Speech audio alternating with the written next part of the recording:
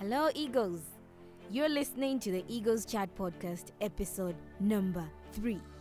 Yes, we are getting there. I'm very excited about today's episode. On today's episode, we're going to look and see what it's like when it comes to measuring standards in your leadership. Let it be your business, your ministry. It's all about standards, setting the standards. Thank you very much for tuning in. I'm excited about today's episode. My hope is that you'll be able to learn a lot and you're already putting into practice the things that we keep learning every week. Thank you very much. Here we go. You are listening to the Eagles Chat Podcast, where we strongly believe that everyone can lead. Leadership enthusiast and trainer Jocelyn Sigwa will help you to redefine what authentic leadership looks like. And it is time to hear from the experts and listen from honest conversations. If you want to lead with your authentic ability and to deliver results, just to be your best as a leader, you are on the right place. Here is your host, educator, and fitness junkie, Jocelyn Sigwa. When it comes to leadership, there is always a weight that leaders carry that reflects how well the team is doing or how is the team performing. There is this weight that will we be able to do this? Will we reach what we are trying to achieve? It's always there. Now, setting the standards is there to help you because it allows you to measure the level of quality in which you are reaching those goals. So I'm going to throw in a bitter truth here and we'll start taking off from there. If there is minimum success, there is minimum leadership. I know that's a little bit harsh, but it is what it is. Where there is minimum success, there is minimum leadership. And at most cases, minimum leadership is a reflection of minimum standards. Leaders are the standards. And when standards are higher, it's a reflection and it's a good sign that the performance and the success is likely to be higher. So before we get deeper into digging in about standards, I want us to understand that we should reflect ourselves as the standard, as the benchmark into which performance is being measured. Quick questions that might be really helpful into reflecting deeper onto how really are you the standard as a leader could be questions like asking ourselves, like saying to yourself and reflecting on a weekly basis, on a monthly basis, did I set and maintain a high standard for myself? That could be one of the questions.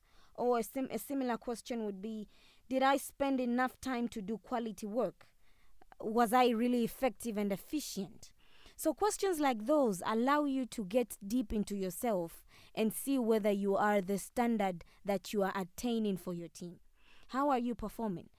Sometimes as leaders we struggle with people who are not committed, people who don't value time, people who do not go the extra mile. Now, sometimes instead of focusing a lot onto what they are doing and how they are performing, it's important to look into ourselves.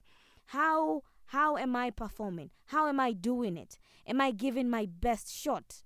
It's easy to point fingers. It's easy to get disappointed and discouraged by what others are doing. But the bitter truth is that how our people perform is a mere reflection of how we perform.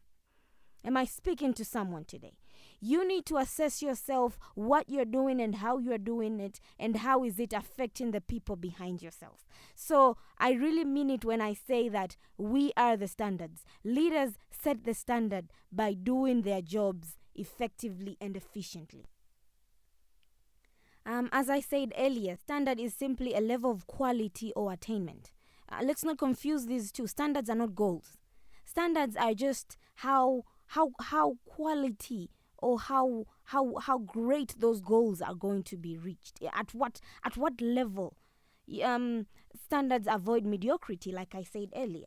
Now, I want us to understand also that as leaders, we need to have a very creative way into how we communicate those standards. So one of them is being the standard is a way to communicate those standards, but also creating systems that embraces your people to reach those standards is very important. Now, these systems could be things like measuring performances when it comes to your people. But measuring performance is now we're speaking in terms of human resource, but I want to go deeper, a little deeper than that. Measuring performance can be as simple as sitting down with your people and deciding what terms could we use to measure how effective you are. But I like it how Thomas Mason once said here. He says, where performance is measured, performance improves. And he further says, when performance is not only measured but also reported, then the rate of improvement accelerates. So now this is what I mean here when we speak of measuring performance with your people.